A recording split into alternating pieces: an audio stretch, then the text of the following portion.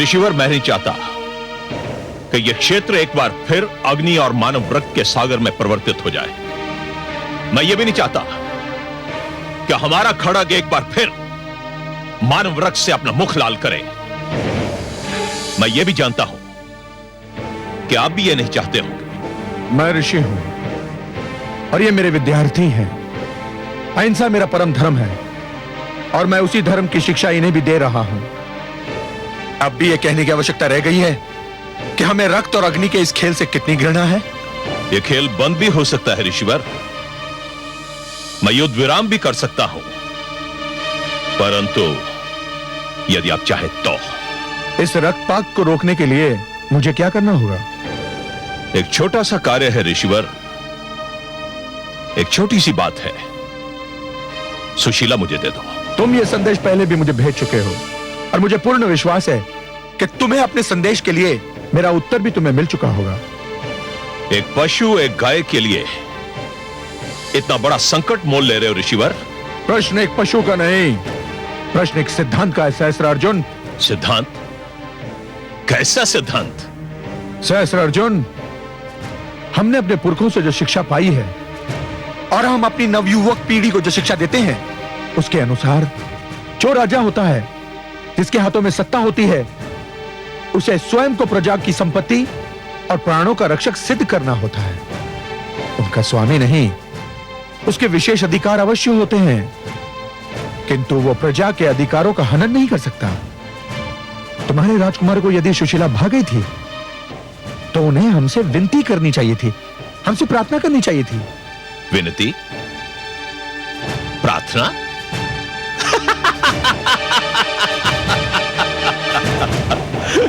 ऋषिवर, आप जिन शब्दों का प्रयोग कर रहे हैं ना, ये ना तो क्षत्रिय भाषा का अंश है और ना ही बन सकते हैं।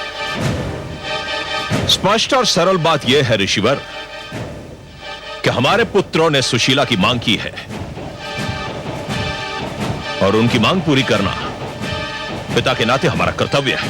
तो फिर तुम भी सुन लो सहस्त्रार्जुन, सुशीला मेरी संपत्ति है और अपनी संपत्ति की रक्षा करना मेरा भी धर्म है। और यह धर्म आप कैसे निभाएंगे ऋषिवर? शस्त्र उठाकर। शस्त्र उठाकर?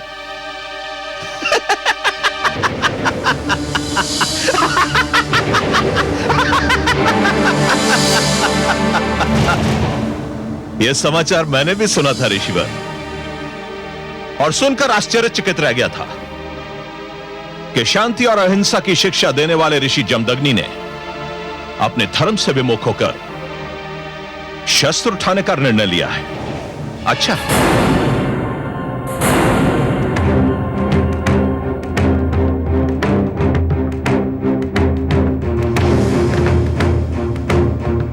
सहस्त्रार्जुन, जब ये भ्रम फैलने लगे ये अहिंसा और कायरता दो शब्द हैं किंतु उनका अर्थ एक ही है, तो फिर हिंसा का लक्ष्य बनने वाले हर व्यक्ति, हर वर्ग का यह कर्तव्य है कि वो इस भ्रम को दूर कर दे। तो आप मुझ पर आक्रमण करेंगे? नहीं, किंतु यदि तुमने आक्रमण किया तो मैं समस्त शक्ति के साथ आत्मरक्षा अवश्य करूंगा।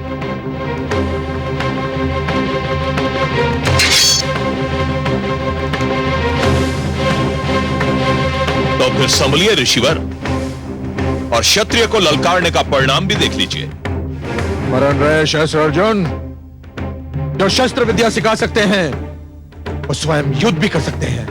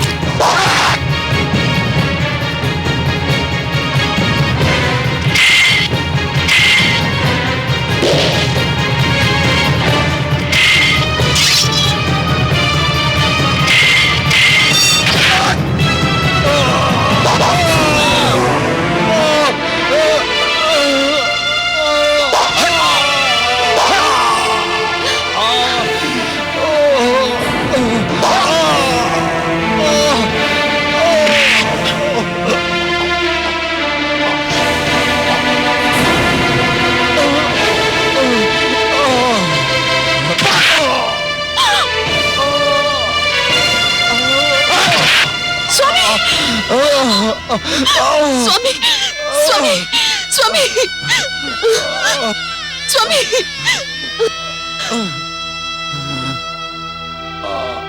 मुझे खेद है ऋषिवर कि आप अपने शिष्यों को शस्त्र विद्या तो अवश्य सिखा सकते हैं, लेकिन इन शस्त्रों का प्रयोग करना आपके वश की बात नहीं। आचार्य होना और बात है और योद्धा होना और बात। यदि आपने मुझे यह गैया सौंप दी होती तो आपको अपने परिवार और इन शिष्यों के बीच लज्जित न होना पड़ता।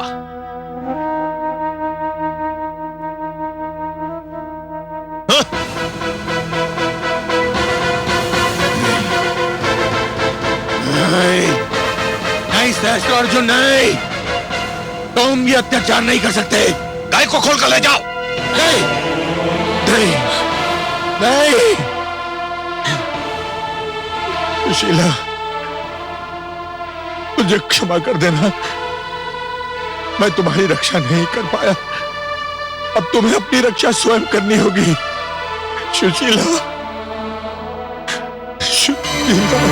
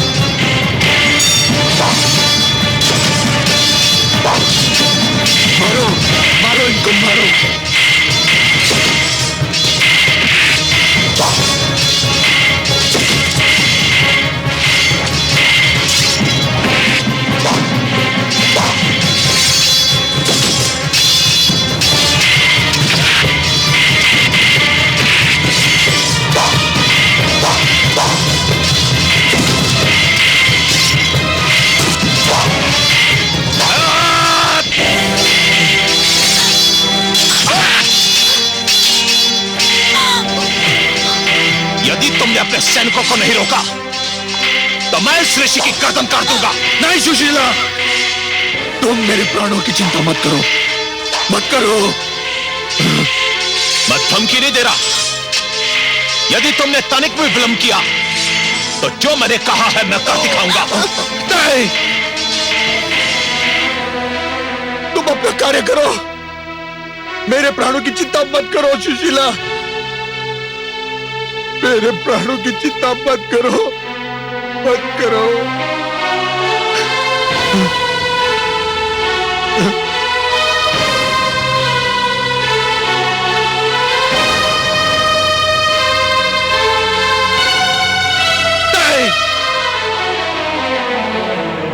मेरे प्राणों की चिंता मत करो सुशीला, मत करो, मत करो।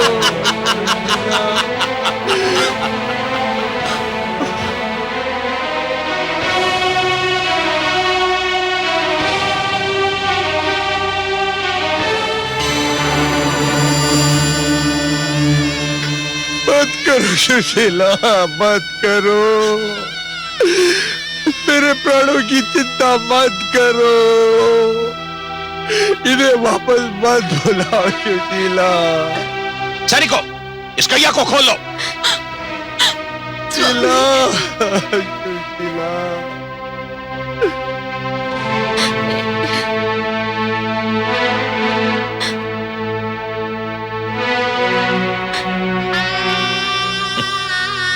मेरे प्राणों की चिंता मत करो। छोड़ दो सुशीला को, ये कहीं नहीं जाएगी। बचाओ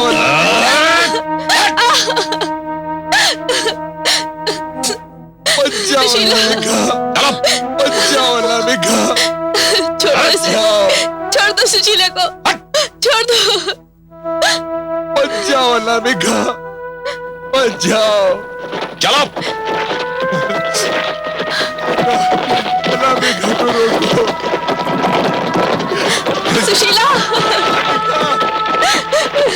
सुशीला, सुशीला, सुशीला, सुशीला, सुशीला। स्वामी, स्वामी, स्वामी, पुत्र, स्वामी, स्वामी क्या हुआ?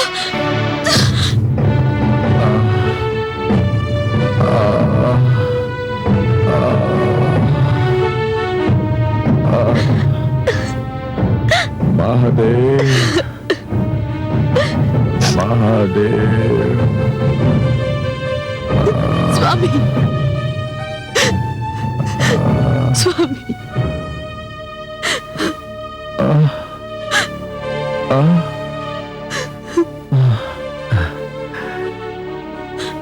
परशुराम,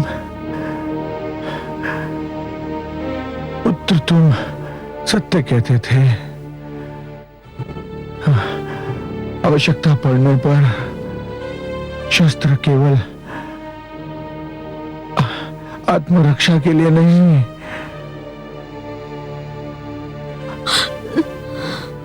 अपितु पुत्र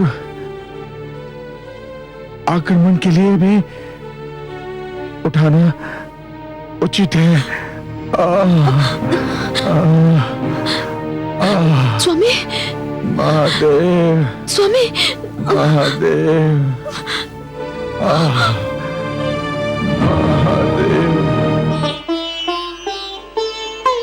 क्या हो गया है दुष्ट सहस्रार्जुन को?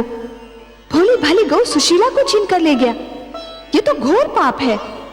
महादेवी, ये घटना केवल एक गाय को छीनने तक सीमित नहीं है।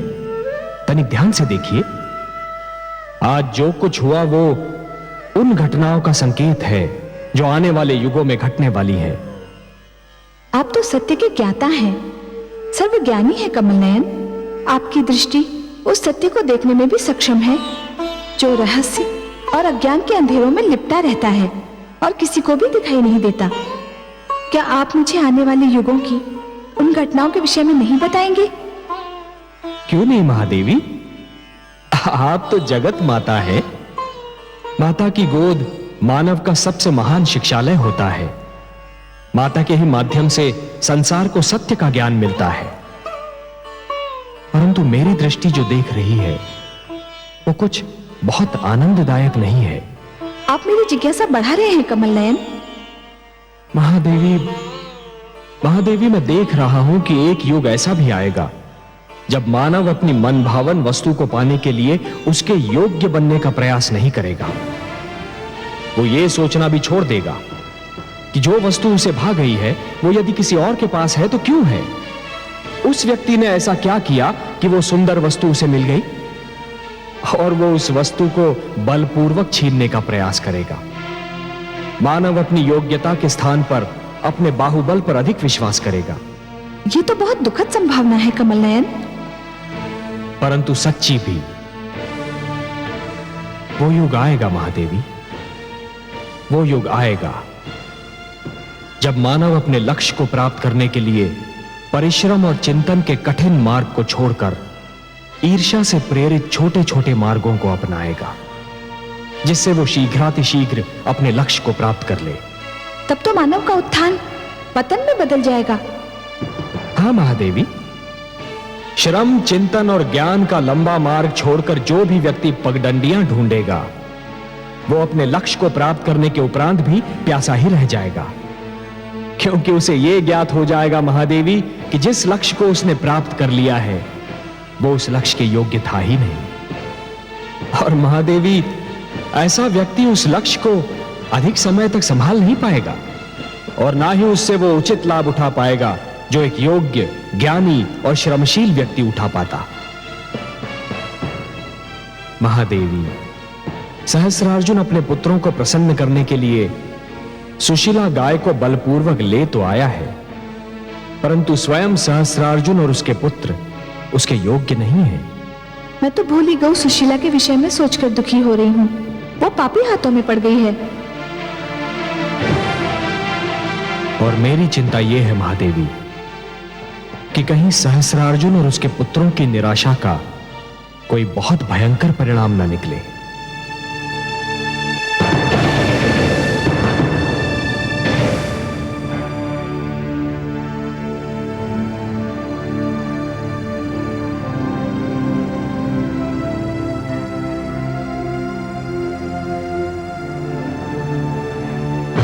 मेरे राजकुमारों, मेरे पुत्रों, मैंने तुम्हारी मनोकामना पूरी कर दी है। तुम्हें ऋषि जमदग्नि की गाय सुशीला भागी थी ना? मैं तुम्हें यह दिखाना चाहता था कि तुम्हारा पिता अपने पुत्रों से कितना प्रेम करता है। मैं सुशीला को ले आया हूं। सुशीला बाहर उपस्थित है, तुम जाकर देख सकते हो। सम्राट सहस्रार्जुन की जय, पिताश्री की जय। हमें गर्व है कि ईश्वर ने हमें इतना प्रेमी पिता दिया है। हमें आप पर गर्व है पिताश्री। आपने हमारी हार्दिक इच्छा पूरी कर दी है पिताश्री। ये तो तुम्हारे भाग्य अच्छे थे पुत्रों कि परशुराम अपने पिता से झगड़ा करके आश्रम से कहीं दूर चला गया था, नहीं तो सुशीला को यहां तक लाना इतना सरल नहीं था। तुमने सत्य ही कहा था पुत्रों। सुशीला एक चमत्कारी गाय है। मैं उसके चमत्कार अपनी आंखों से देख चुका हूं।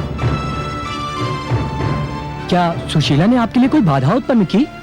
बाधा? पुत्र, यदि मैंने ऋषि जमदग्नि को अपनी ढाल ना बुला लिया होता तो संभवतः ना मेरी सेना बचती ना मैं।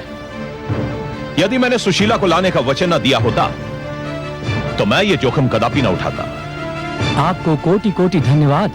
पुत्र, सुशीला जैसी चमत्कारी गाय के न रहने से ऋषि जमदग्नि तो हमारा कुछ नहीं बिगाड़ सकता, परंतु परशुराम की मुझे अब भी चिंता है।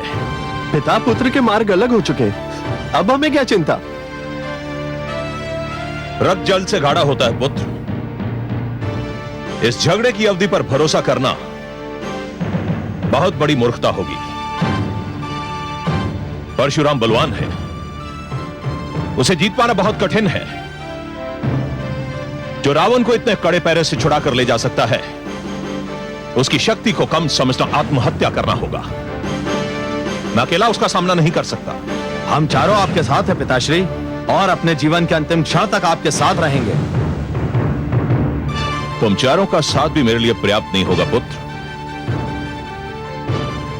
इसलिए मैंने निर्णय लिया है कि जिस प्रकार परशुराम भार्गवों को एकत्रित कर रहा है, उसी प्रकार मैं भी क्षत्रियों को संगठित करूंगा। क्षत्रिय वंशों ने मेरा साथ देने का निर्णय लिया है। मैंने कल ही उनकी सभा बुलाई है।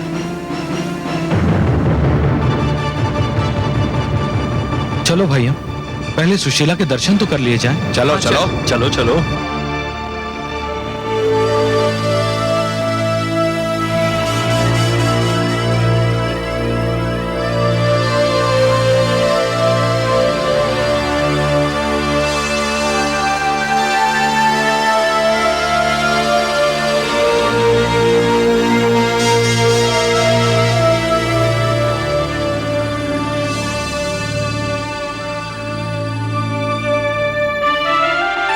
स्वामी, स्वामी, क्या है? मुझे ये बताया गया है कि आप ऋषिवर जमदग्नि के आश्रम से सुशीला नामक गऊ का अपहरण कर ले आए हैं। आपने ठीक ही सुना महारानी। क्या मैं जान सकती हूँ कि ऐसा क्यों किया गया है?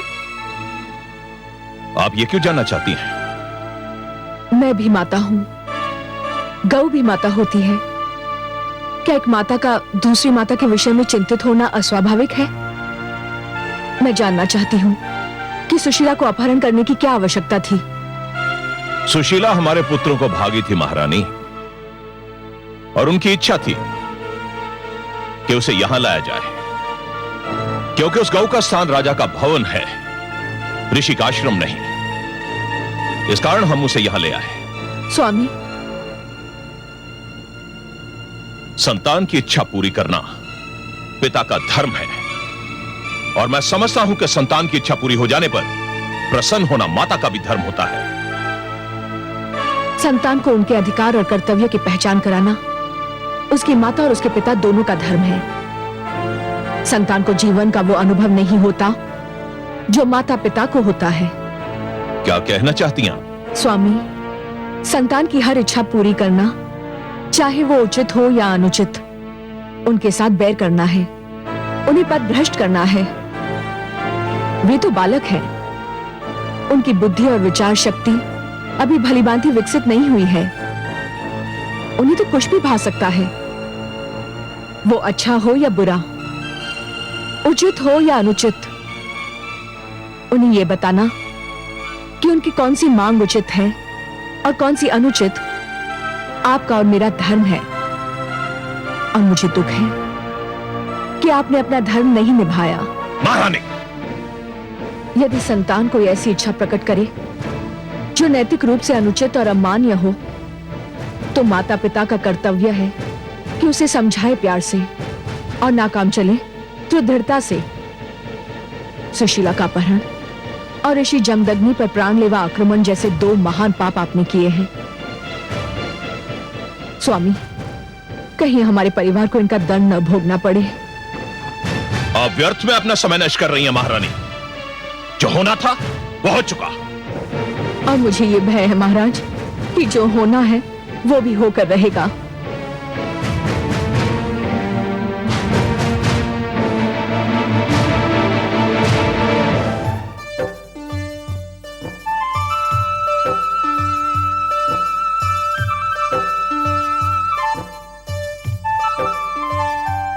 अहो भाग्य हमारे जो आपने अपने दर्शन दिए। हमारे राजभवन पधार कर आपने हमें कृतार्थ किया देवी। आपने जब हमें आश्रम में 56 भोग का स्वाद चखाया था, हमने उसी समय आपकी महानता के समक्ष शीश नवा दिए थे। जिस प्रकार आपने आश्रम में हमारी इच्छा पूरी की थी, ठीक उसी प्रकार आज भी हमारी इच्छा पूरी करने की कृपा करें। हम चारों भाइयों के लिए 4 ऐसी सुंदर कन्याएं प्रकट करो जिनका यौवन मदिरा के कलश की तरह छलक रहा हो, जिनके मुख चंद्रमा और केश श्रावण की काली घटाओं के समान हो। परंतु ठहरो, सुरा के बिना सुंदरी का क्या आनंद। हमें ऐसे सुरा कलश ला कर दो जिन्हें पीकर हम संसार के सारे दुख भूल जाएं। इतना विलंब देवी? रेणुका के कहने पर तो आपने पलक झपकते ही स्वादिष्ट भोजन का प्रबंध कर दिया था। हाँ देवी, ऐसा स्वादिष्ट भोजन तो आज तक हमें अपने राजमहल में भी नहीं मिला।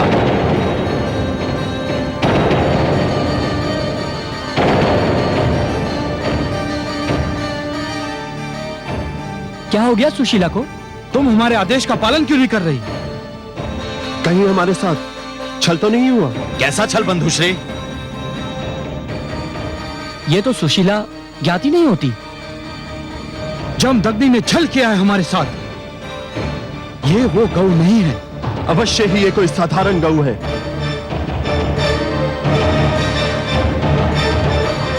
ए गौ, हम तुझे अंतिम अवसर देते हैं, हमारी इच्छा पूरी कर दे, नहीं तो जम्बो! दुष्टों! यदि गौ माता को हाथ भी लगाया तो आप लोगों के मृत शरीर धरती पर पड़े दिखाई देंगे। कितने निर्लज्ज और निर्दयी हो तुम लोग। गौ जैसे एक भोले भाले पशु पर अत्याचार कर रहे हो। ये अपना चमत्कार नहीं दिखा रही है। हमारी कोई इच्छा पूरी नहीं कर रही। हमें वो नहीं दे रही जो हम चाहते हैं। मूर्ख, ये पवित्र गौ है। ये वही भेंट करती है जो पवित्र होता है। तुम दुष्कर्मियों की अपवित्र और अनैतिक इच्छाएं ये पूर्ण नहीं करती। ये तो अपवित्र स्थान पर रहना भी सहन नहीं करती। मैं तुम्हें इस कर्म का दंड अवश्य देता, परंतु गौ माता सुशीला की उपस्थिति में मैं कोई हिंसक कार्य नहीं करना चाहता। मैं तुम लोगों को अंतिम बार क्षमा कर रहा हूं, ध्यान रहे।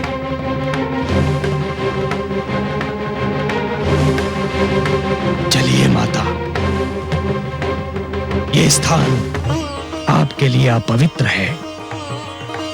चलिए।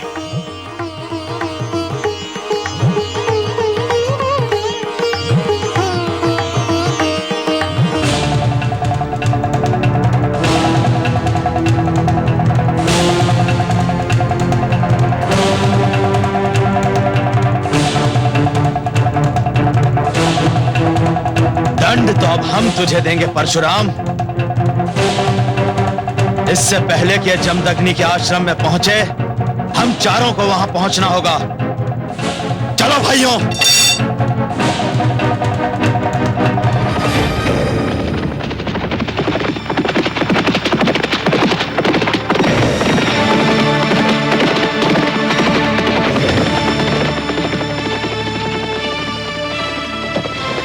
क्षत्रिय कुलभूषण राज श्री विश्वामित्र को सूचना दीजिए कि क्षत्रिय सम्राट शस्त्रार्जुन उनसे भेंट करना चाहते हैं।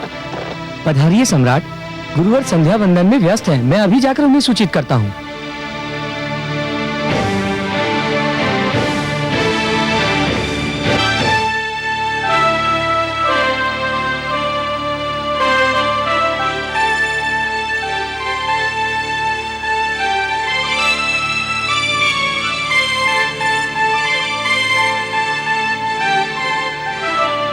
क्षमा कीजिए गुरुवर। कहो वत्स। गुरुवर, सम्राट सहस्त्रार्जुन बाहर आपकी प्रतीक्षा कर रहे हैं। उन्हें यहाँ ले आओ। नहीं, मैं चलता हूं।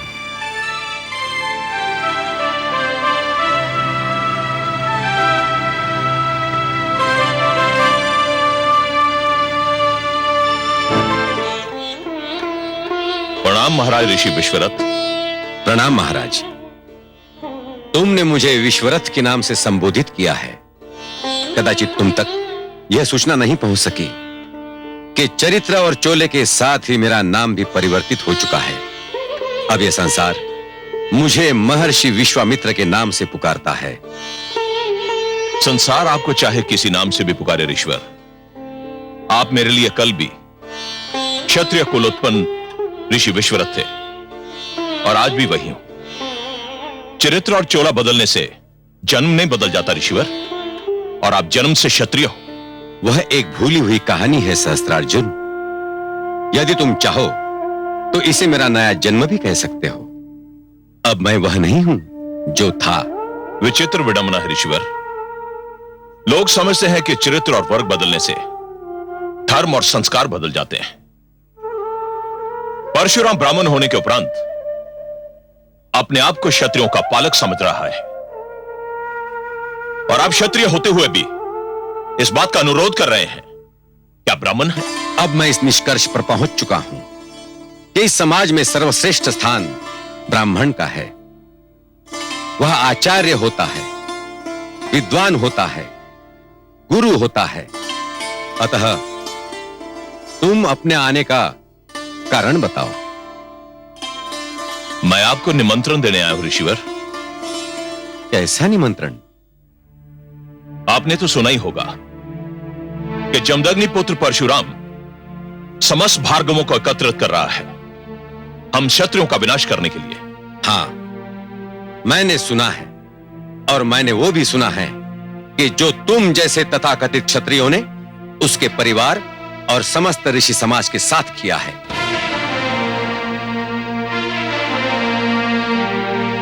मैंने जो कुछ भी किया है ऋषिवर, वो क्षत्रिय समाज की प्रभुसत्ता स्थापित करने के लिए किया था, और जो कुछ भी करूंगा उसी उद्देश्य के साथ करूंगा।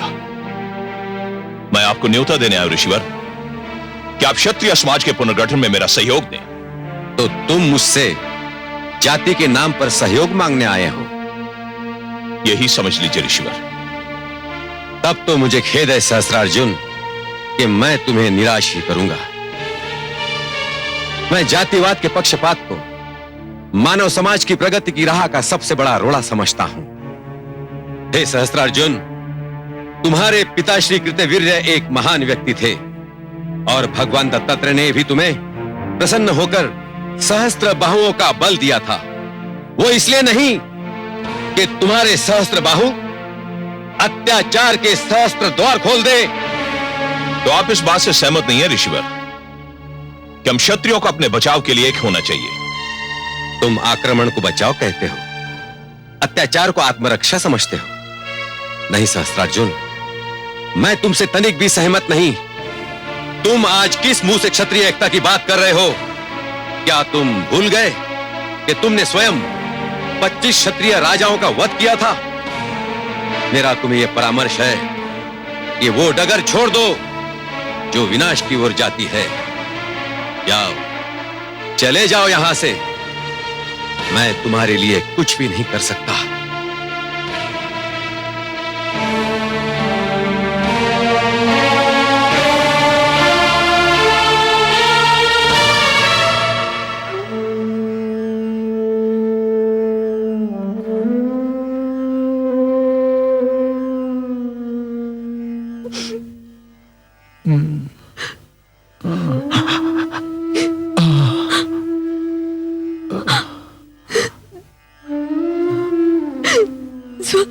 रेणुका, स्वामी, स्वामी, ईश्वर का धन्यवाद।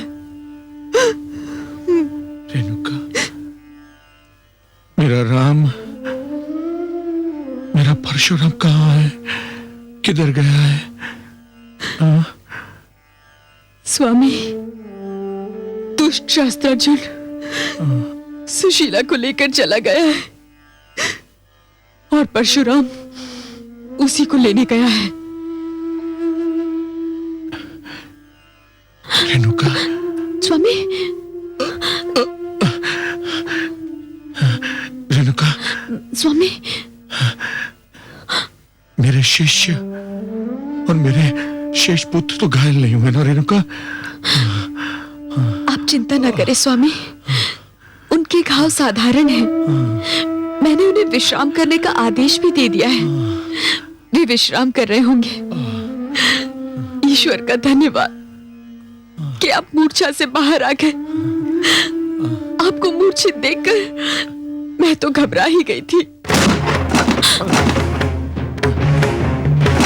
पहले मूर्छित देखा था, अब मृत देखोगी। तुम्हारे पुत्र परशुराम ने हमारा अपमान किया था। हमारा अपमान किया तो जान लेगा कि हमारा अपमान करने का परिणाम क्या होता है।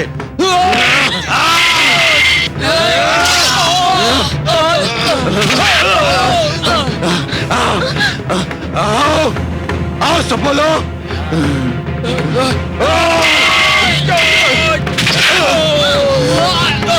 रेणुका, तुम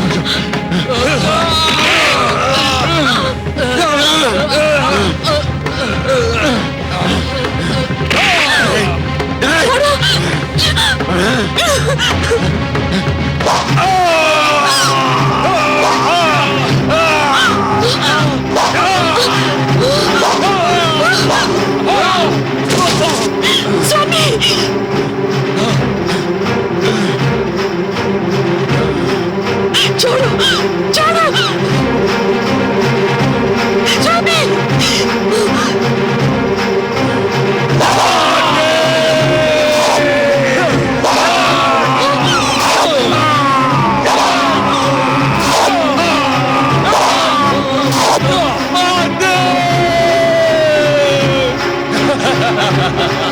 Ha ha ha!